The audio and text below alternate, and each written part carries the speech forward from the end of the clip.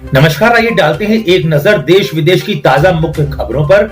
उत्तर भारत में ठंड का प्रकोप जबरदस्त जारी है और इसका मुख्य कारण पहाड़ों में हुई बर्फबारी है। आपको पता चले कि भारत की राजधानी दिल्ली में आज दिन भर मिनिमम तापमान 8 डिग्री सेल्सियस नोट किया गया और अधिकतम तापमान 16 डिग्री सेल्सियस नोट किया गया। वहीं अगर उत्तर प्रदेश के डिस्ट्रिक्ट्स की बात करें तो उत्तर प्रदेश में भी ठंड बहुत जबरदस्त तरीके से पड़ रही है और ऐसे वक्त लोगों को बहुत बचाव की जरूरत है, क्योंकि ओमिक्रॉन और कोविड इफेक्टेड होने का भी डर बना हुआ है। बराबर मौसम विभाग ने इस बात की चेतावनी दी है कि आने वाली 19 जनवरी से लेकर 22 जनवरी तक जबरदस्त बारिश हो सकती है और इसका प्रकोप पश्चिमी उत्तर प्रदेश के साथ साथ राजस्थान, पंजाब, हरियाणा और उत्तराखंड में रहने की संभावनाएं हैं। मौसम विभाग ने इस प्रकार की चेतावनी दी है कि आसमान में काले बादल छाए रहेंगे।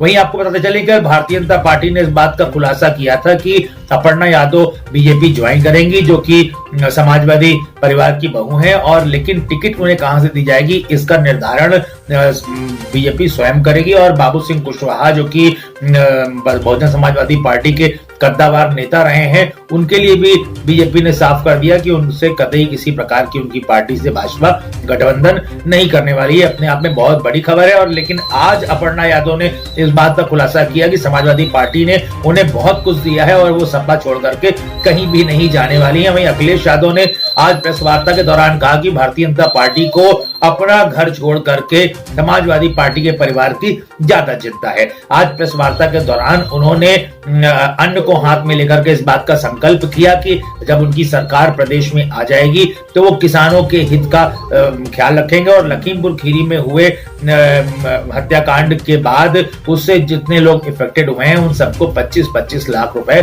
सरकार आने पे मुआवजा भी देंगे।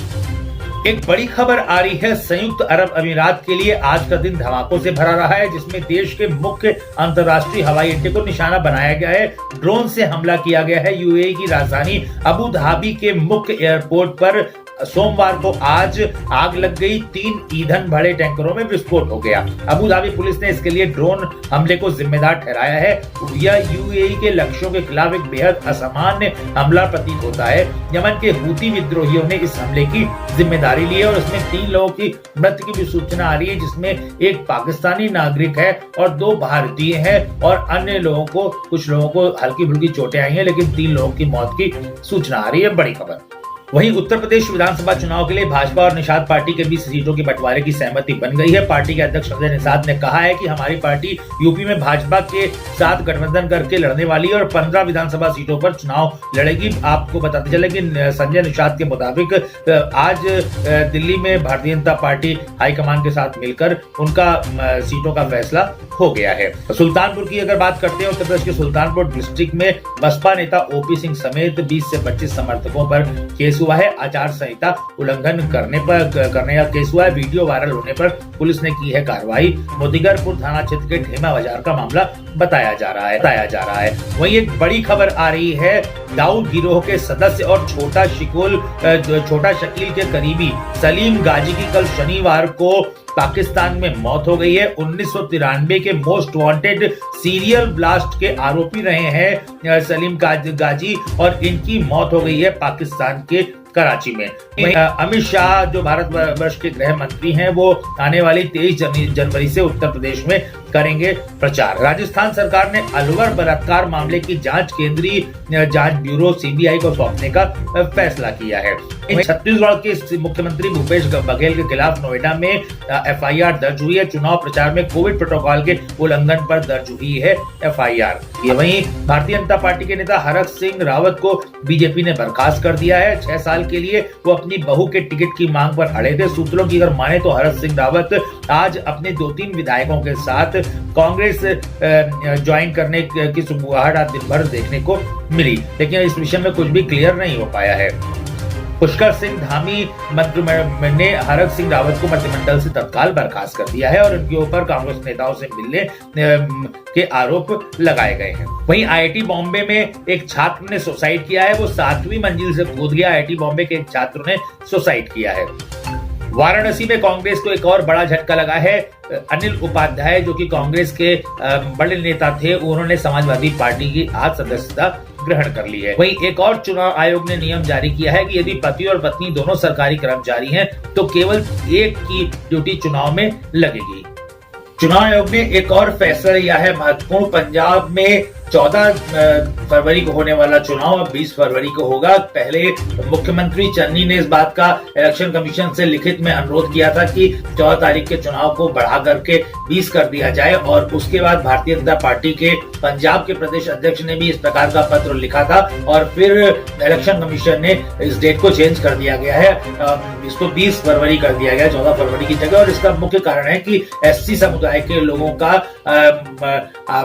बनारस जाने का किसी कार्यक्रम में प्रोग्राम बना हुआ है और जिस कारण से वो वोट नहीं डाल पाते और इस कारण ये बड़ी संख्या में लोग वोट डालने से वंचित रहने वाले थे और इस कारण से इन दोनों नेताओं के द्वारा पत्र लिखा गया इलेक्शन कमीशन को। इसी ने इस बात पे डिसीजन लिया कि 14 फरवरी को जो चुनाव होने वाला है वो 20 फरवरी को होगा। बड़ी खबर। वहीं इलेक्शन कमीशन ने यह भी कहा है कि जैसे पुलिस विभाग है या सरकारी कर्मचारी हैं या मीडिया के लोग हैं, दूरदर्शन के लोग हैं, ये सभी लोग बैलेट पत्रों का इस्तेमाल करके अपना मत डाल सकेंगे। उनकी चॉइस है उसमें अगर वो चाहेंगे तो बैलेट पत्र की सुविधा का इस्तेमाल कर सकते हैं क्योंकि वो ड्यूटी के दौरान अगर मत डालने नहीं जा पा रहे हैं तो बैलेट पत्र का इस्तेमाल वो कर सकेंगे।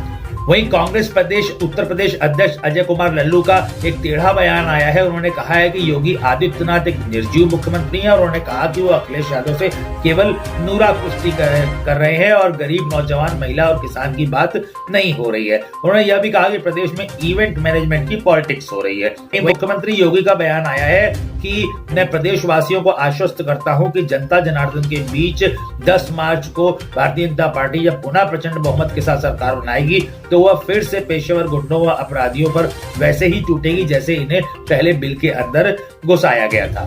ये कहना था आपका मुख्यमंत्री योगी आदित्यनाथ का। वहीं आपको बताते चले कि आज भारतीय जनता पार्टी की कई नेताओं ने सदस्यता ग्रहण करी है जिसमें कांग्रेस के प्रदेश उपाध्यक्ष दलजीत सिंह हैं जो कि पूर्व विधायक तिदवारी बाटा के हैं और रश्मि आर्या पूर्व विधायक मऊ रानीपुर झांसी की हैं। इन्होंने भी समाजवादी पार्टी छोड़ करके बीजेपी आज ज्वाइन करी है। वहीं श्री बजमोहन कुशवाहा एडवोकेट पूर्व दर्जा प्राप्त मंत्री, इन्होंने बीजेपी ज्वाइन करी है। कोऑर्डिनेटर झांसी चित्रकूट मंडल पूर्व प्रत्याशी बबेरू पांडा रहे हैं बजमोहन कुशवाहा और बसपा के और इन्होंने बीजेपी ज्वाइन करी है। सत्येंद्र चौहान पूर्व प्रदेश अध्यक्ष जनवादी पार्टी है के रहे हैं आजमगढ़ से, इन्होंने भी बीजेपी ज्वाइन करी है। डॉक्टर सुरभि पूर्व प्रत्याशी सपा कायमगंज फर्रुखाबाद जी हैं, इन्होंने भी आज बीजेपी ज्वाइन करी है।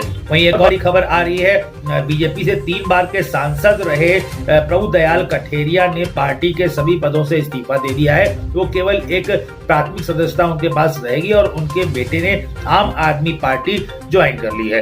अरुण कांत कठेरिया उनके बेटे का नाम है। आज उन्होंने सदस्यता आम आदमी पार्टी की ले ली है। प्रभुदयाल कठेरिया के बेटे ने आम आदमी पार्टी की सदस्यता ली। आपने पूर्व सांसद के पुत्र अरुण कांत को घोषित किया है प्रत्याशी। आगरा ग्रामीण से प्रत्याशी घोषित किया गया है अरुण कांत को। सुप्रीम कोर्ट ने फुटपाथ पर रहने वाले बच्चों की पहचान करने के लिए सभी राज्यों को निर्देश दिया है कि बिना देरी के डीएम, जिला कानूनी सेवा प्राधिकरण और समाज स्वयंसेवी संगठनों की सहायता लेकर के बाल स्वराज पोर्टल पर सभी चरणों की जानकारी तत्काल इसकी डालें क्योंकि मार्च में 12 से 15 साल के बच्चों को वैक्सीन लगाई जा सकती है। इस बात की जानकारी NTAGI के प्रमुख NK अरोड़ा ने दी है।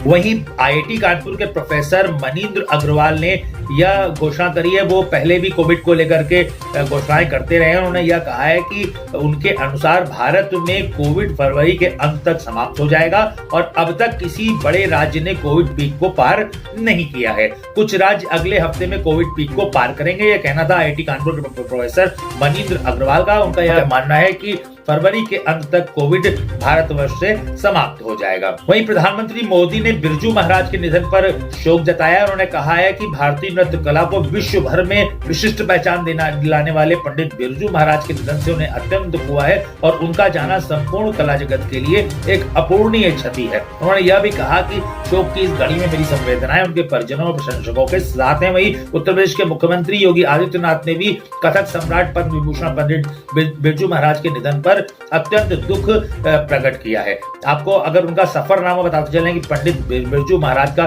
सफरनामा तो 4 फरवरी 1938 को लखनऊ में कथक सम्राट ब्रजमोहन मिश्र, जिनको बाद में पंडित बिरजू महाराज कहा गया, उनका जन्म हुआ था और हार्ट अटैक के बाद देर रात बिरजू महाराज ने दिल्ली के साकेत अस्पताल में कल आखिरी सांस ली थी। 1983 में पद्म विभूषण से सम्मानित किया गया।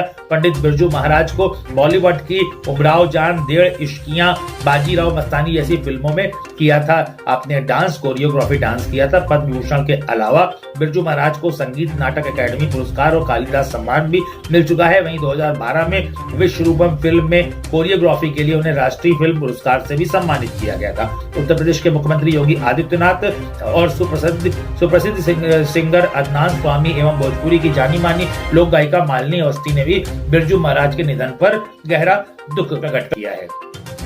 अब यहीं पे समाचार बुलेटिन समाप्त होता है।